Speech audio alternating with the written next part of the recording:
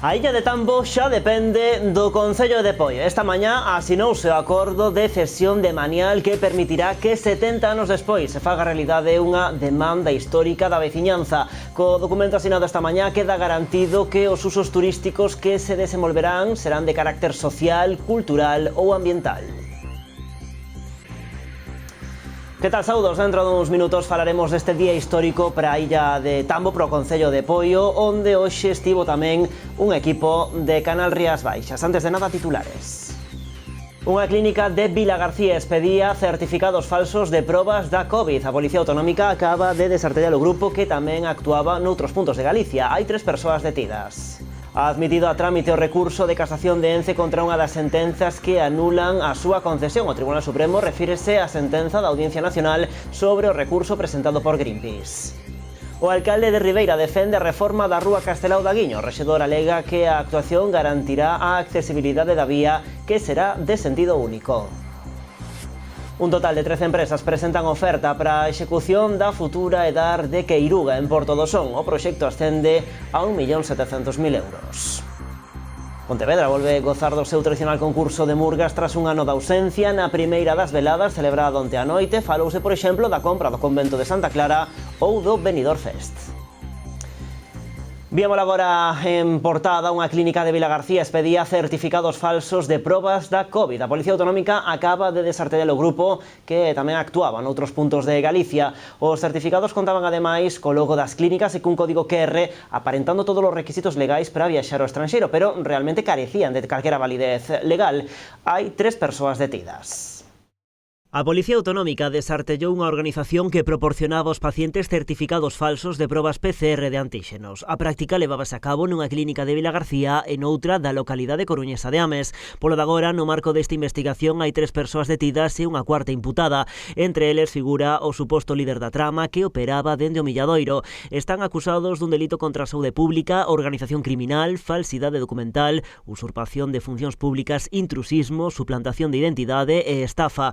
Os certificados falsos expedidos por estes centros contaban co logo das clínicas e cun código QR aparentando todos os requisitos legais para viaxar ao estranxeiro, pero realmente sen validez legal.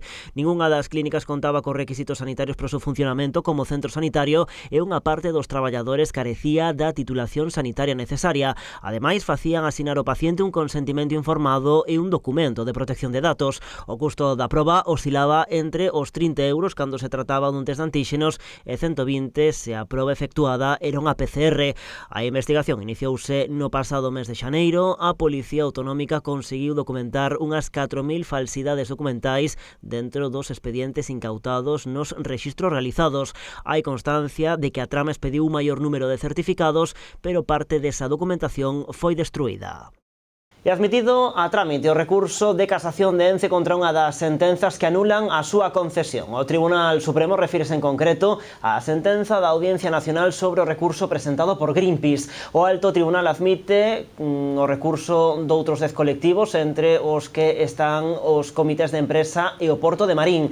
Dende a Pasteira consideran que esta é unha nova importante para a compañía que se mantén no que xa dixera o pasado verán. A súa intención é esgotar todas as vías posibles para poder continuar en Lourizán. No auto remitido polo Supremo faise referencia a unha sentenza recente deste tribunal sobre unha concesión situada en dominio público marítimo terrestre en Murcia. Neste caso, considérase lícita a prórroga concedida á compañía. A decisión da sala chega un día despois de que Ence puxera a data de caducidade á fábrica de Pontevedra. Segundo aseguraba onte a Pasteira, se o tribunal non chega a aceptar os recursos presentados, a factoría pecharía entre os anos 2023 e 2024, como se recollía nun informe presentado ante a Comisión Nacional do Mercado de Valores. A compañía afirma que no 2021 pechou o ano con perdas de 190 millóns de euros.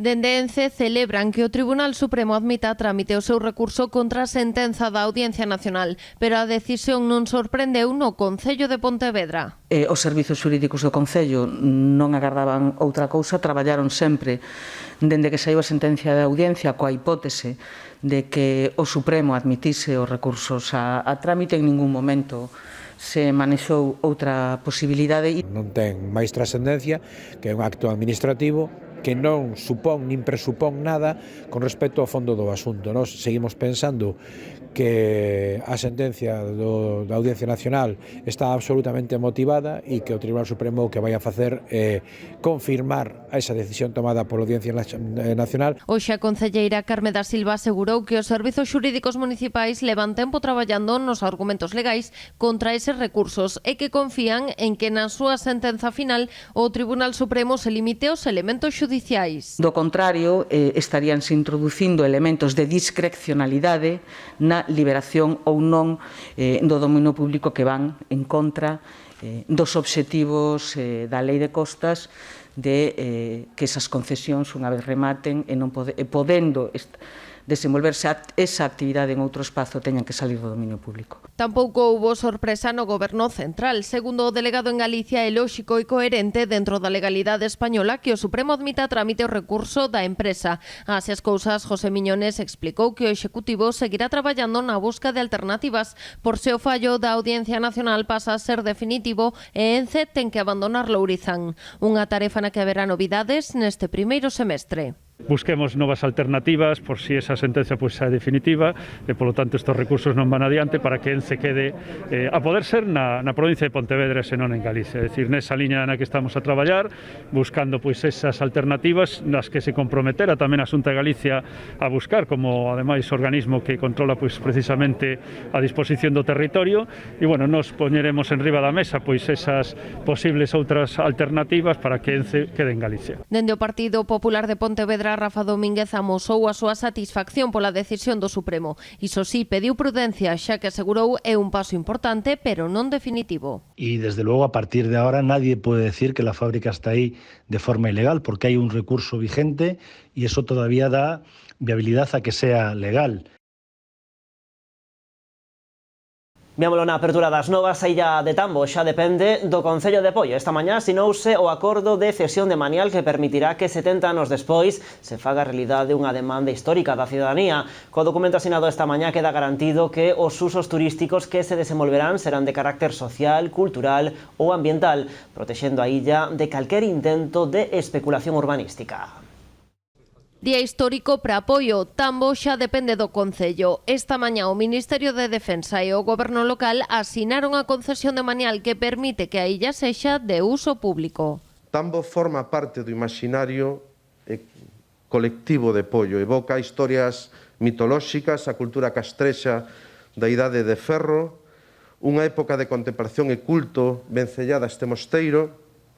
Falamos do pirata Francis Drake, de barcos que veñen de ultramar, do Padre Sarmiento, de Combarro. Tambo sempre estivo aí, sempre está presente, sempre é visible. Tambo agora é noso, coidémolo. Hai 70 anos que a illa pertencía ao Ministerio de Defensa que impedía o acceso libre a Tambo. Con este acordo, durante 25 anos dependerá do Concello, aínda que a intención é que pase a ser pública definitivamente. No es que se la quite Defensa de en medio, se abre al resto de los ciudadanos.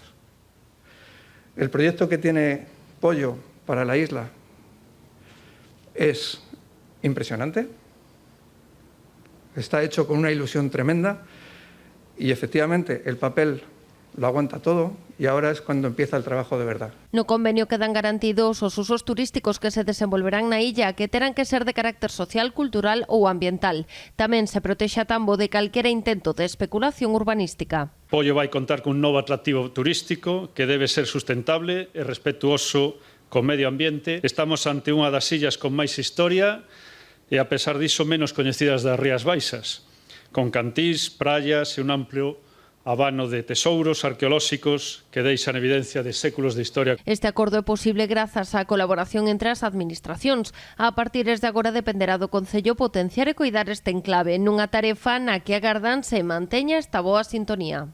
A illa merece que entre todos nos poñamos de acordo para poder poñela en valor e para que ese espacio protegido durante tantos anos poidámoslo poñer ao servicio dos ciudadanos nas mellores das condicións. A desta mañá foi a primeira visita de moitas que recibirá a illa de Tambo. A intención do Goberno local é que poidan comezar no mes de maio, iso sí sempre con autorización previa por parte do Concello para garantir o cuidado e a preservación deste tesouro ambiental que xa é público. O alcalde de Ribeira sai ao paso da polémica xerada en torno ao proxecto de transformación da fachada marítima da Guiño. Manuel Ruiz defende o sentido único na rúa Castelao para dotala de beirarrúas accesibles que permitan o tránsito de peóns e, sobre todo, de persoas con mobilidade reducida. Os cambios propostos no proxecto de remodelación da fachada marítima da parroquia de Aguiño, concretamente os referidos á rúa Castelao, motivaron as queixas dun grupo de veciños. O alcalde defende a necesidade de dotar a vía dun único sentido, en aras da accesibilidade. Aí hai 1 millón de euros que se perderían se non van para esa obra, pero sobre todo eu creo que o que perderíamos é esa conciencia que temos que ter todo o mundo de que o dereito ás persoas entrar e salir da súa casa con unhas beirarrúas accesibles, pois é un dereito innegociable, irrenunciable e que creo que debía ser a nosa meta. Cando esa carretera ten un ancho de vía que non permite doble circulación, non permite aparcamiento e non permite unha beirarrúa accesible, temos que apostar por algo. Bueno, eu creo que Europa, España, Galicia e este goberno local aposta porque a xente teña dereito a entrar e salir da súa casa. Manuel Ruiz non ten dúbida de que as críticas ao proxecto impulsadas polo partido da oposición PBBI, que presentou unha moción ao respecto, responden a motivacións políticas e non urbanísticas. Porque hai un grupo político que é o PBBI que a presentou en pleno, pero é que sendo concellal o que hoxe en día é o portavoz e presidente do PBBI fixo dirección única á Rúa Sálvora, é dicir, cando un iba precisamente á Rúa Castelao desde Carreira, cruzaba pola Ría Sálvora. Aí xa 10 anos que por aí xa non se pode entrar, polo tanto, para os que veñan de Carreira, a zona de entrada vai a ser a mesma que utilizan a día de hoxe. E simplemente os que veñan de Castiñeiras, ao non poder entrar por Castelao, van a ter que dar unha pequena volta. Pero volvo a repetir o mesmo, unha volta en coche, sentado. O malo é o que quer salir da súa casa con unha silla de rodas e non pode. En definitiva, que claro que entendo que hai unha motivación política importante porque saben que esa obra vai mudar a faciana da Guiño e vai a gustar á xente. Dende o Concello explican ademais que o cambio na Rúa Castelao é só unha parte dun ambicioso proxecto orzamentado n'1 millón de euros que cambiará por completo o bordo litoral da Guiño. Construirase un paseo marítimo ata a zona da Cobasa, onde se creará un área de lecer. Procederase tamén á reordenación dos accesos ao porto coa construción dunha rotonda, o que permitirá gañar terreo para unha praza pública de uso veciñal. Bueno, pois seguimos en Ribeira. Ali o Grupo Municipal do PSDG ven de interesarse no Concello polo risco que corre o tendido eléctrico na zona do Touro, a consecuencia das árbores existentes no paseo. Os socialistas denuncian que a falla de mantemento destas árbores por parte do Concello está a provocar que as polas entren en contacto co cableado, o que fai que en condicións de forte vento o tendido poida haber comprometida a súa integridade e o seu illamento. Dende o PSDG sinalan que esta situación é evidentemente perigosa, provocou xa as queixas de moitos veciños e residentes da zona que demandan un equipo de goberno que cumpra coas súas obrigas e proceda a solucionar esta eiva de maneira que a seguridade dos viandantes e veciños da zona se vexa garantida.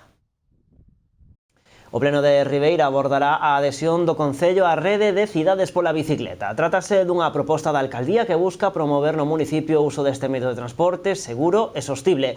A integración neste colectivo permitirá desenvolver accións que fagan máis segura a circulación dos ciclistas, especialmente no medio urbano. Entre elas, a mellora e o incremento de itinerarios ciclistas tanto a nivel urbano como interurbano. A rede creada no ano 2009 conta xa con 117 asociados que representan a máis de 500 municipios. A solicitude inclúe tamén a adhesión ao Sistema Nacional de Rexistro de Bicicletas para facilitar a identificación do propietario en caso de roubo.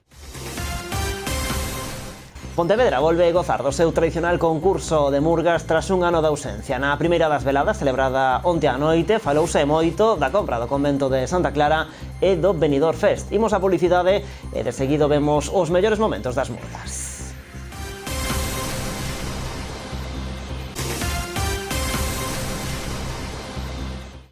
Aquí estamos nas novas do día en Canal Rías Baixas. O alcalde de Rianxo informa do inicio dos traballos de consolidación dos muros de varias vivendas do Rabado na parroquia do Araño. A actuación permitirá poder abrir o vial que une a Ermida coa Ferrería, que leva pechado dende hai máis de 6 meses. Custou moito, meses de traballo, tentar chegar a estes acordos que materialicen iso. había unha diverxencia sobre quen inicialmente tiña que facer os traballos. Por parte do Concello chegamos tamén incluso a poñer nas mans do xulgado a necesidade de permitirnos realizar a obra, mas non fixo falta. Isto vai evitar que o Concello teña que intervir realizando a obra e que despois, de acordo co que legalmente hai que facer, se estude por parte do Concello un expediente de responsabilidade patrimonial para ver se fomos os culpables desa actuación e teñamos que aboar o traballo de reparación da parede ou, se polo contrario, non há lugar a iso. E 13 empresas optan a facerse co proxecto de construción da nova depuradora de augas residuais de Queiruga, no concello de Porto do Son. A Xunta destinará a esta actuación un investimento de máis de 1.700.000 euros. A Xunta de Galicia informou esta mañá de que un total de 13 empresas presentaron as súas ofertas para executar as obras de construción da nova edar de Queiruga, cun investimento de máis de 1,7 millóns de euros. A intención do goberno galego pasa por axudicar nas vindeiras semanas esta actuación, que conta cun prazo de execución de aproximadamente un ano. A nova planta depuradora, que dará servizo a unha poboación estimada duns 1.500 veciños, estará emprazada no lugar da ponte.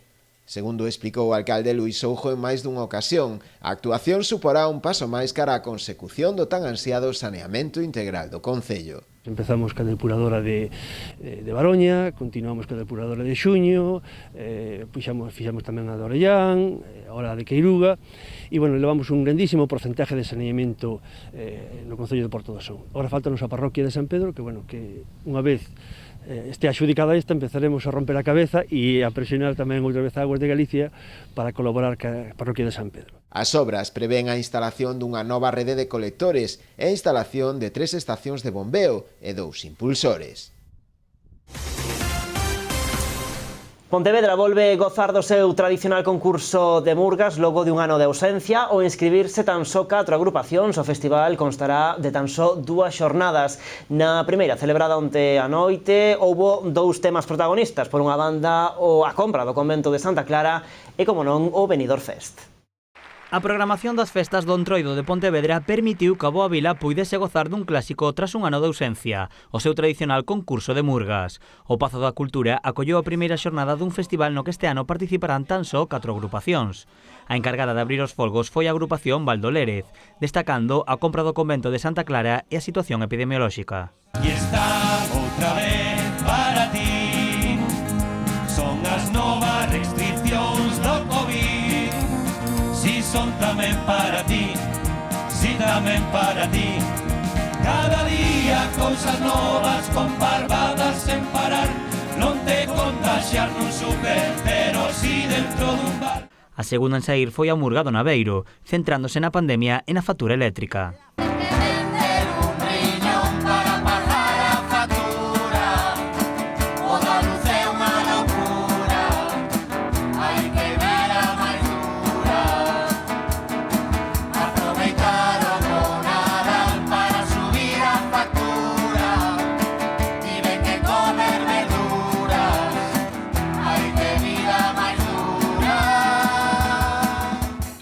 Os terceiros en competir foron os PTV. A súa actuación xirou en torno á compra de Santa Clara e o Benidorm Fest.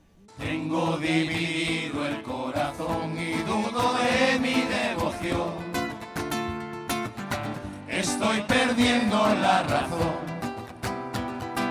Cuando me casé con Dios entre Santa Clara estaba segura. Pero ahora tengo un mar de dudas. Pechou a primeira xornada a agrupación Equipo J, cunha actuación que tratou con humor situacións da actualidade como a factura da luz e problemas da política local. Botellón sempre houbo en Pontevedra.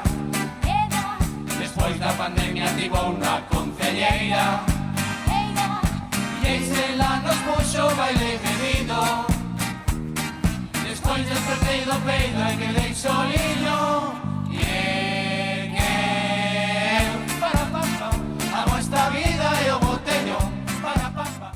Ao ser tan só 4 agrupacións, o festival este ano constará de 2 xornadas. A final terá lugar o xoves e a orde de actuación será Valdo Lérez, os PTV, Murga do Naveiro e Equipo J.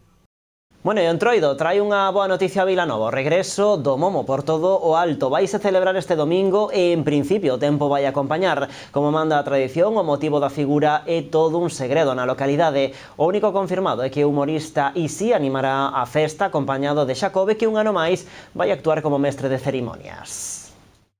Este ano sí, o Momo volve sair ás rúas de Vilanova. Despois de que o ano pasado a festa fose virtual, desta volta regresa en carne e oso e con moita forza. Como manda a tradición, o motivo da figura é todo un segredo na localidade, aínda que o alcalde xa descartaba hoxe algunhas das hipóteses que andan a circular pola vila. El Momo no tiene nada que ver con la crisis de Ucrania, porque se empezó con la figura bastante antes de la crisis de Ucrania, eso se prepara con meses.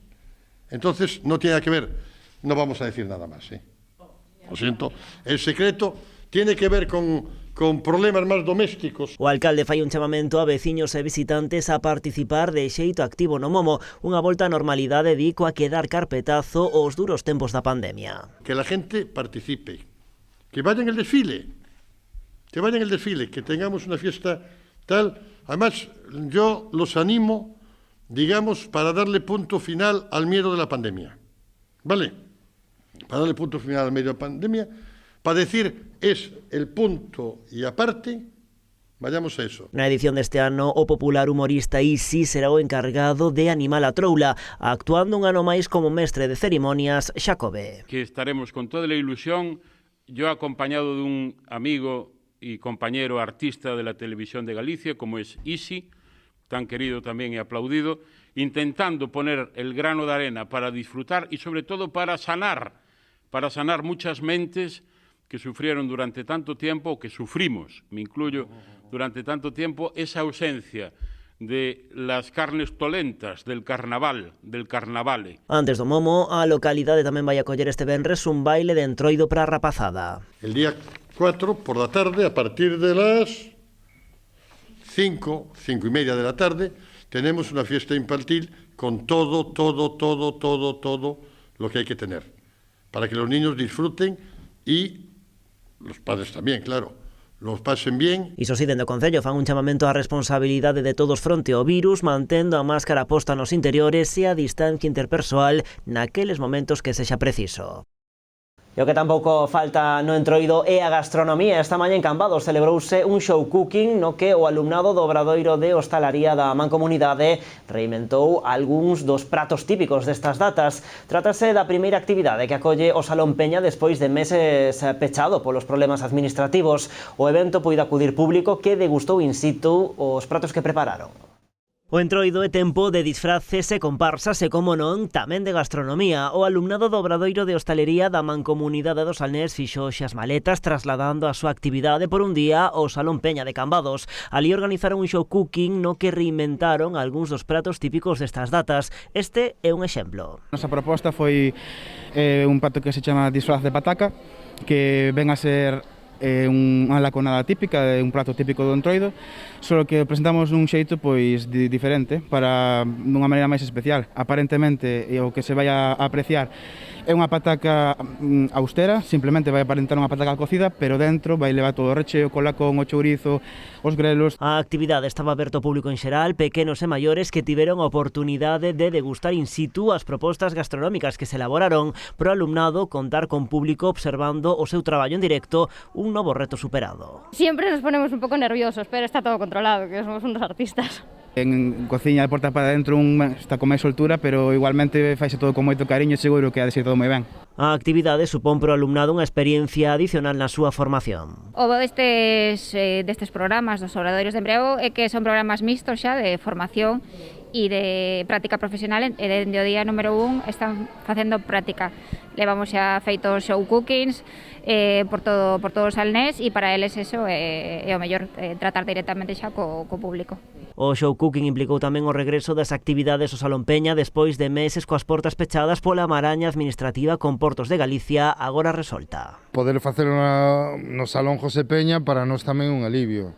necesitamos esta infraestructura para desenvolver actividades, unha infraestructura que ademais tamén foi sufragada cos gastos públicos dos cambadeses e das cambadesas, e creo que o razoable é que a veciñanza de Cambados poda disfrutar estas instalacións tanto no Entroido como noutras datas ao longo de todo o ano. Este mesmo espazo acolleu xa pola tarde os bailes de disfraces e a comparsa, unha opción que contemplaba xo Concello ante as malas previsións meteorolóxicas que se agardaban para este martes de Entroido. E os nenos seguen a ser os principais protagonistas no Entroido do Barbanza. En Ribeira desenvolveronse diversas actividades de animación e festas infantís, como a organizada pasada tarde pola AMPA Santa Uxía do Colexio O Grupo no pabillón dese centro. Os asistentes desfrutaron dos hinchables, xogos e bailes con monitores, así como da actuación de Fran Rey. Para repoñer forzas, acabaron a tarde cunha degustación de chocolate con roscas. A oferta de actividades continuou esta tarde coa choqueirada infantil celebrada no espazo de usos múltiples de Ribeira. Houbo animación musical, hinchables, mascotas animadas e un desfile de disfraces con diploma para todos os participantes. O martes de Entroido chegou tamén a residencia Vallesol no Concello de Poio. O centro celebrou hoxe unha completa tarde de Entroido para os seus usuarios con todos os ingredientes para unha festa hippie. Decoración, disfraces, merenda con sobremesas típicas destas datas e incluso un picadiscos para amenizar a celebración. Unha tarde, dende logo, diferente para deixar claro que o Entroido non entende de idades. Así, dende a residencia de maiores de Poio, despedimos hoxe as novas do día.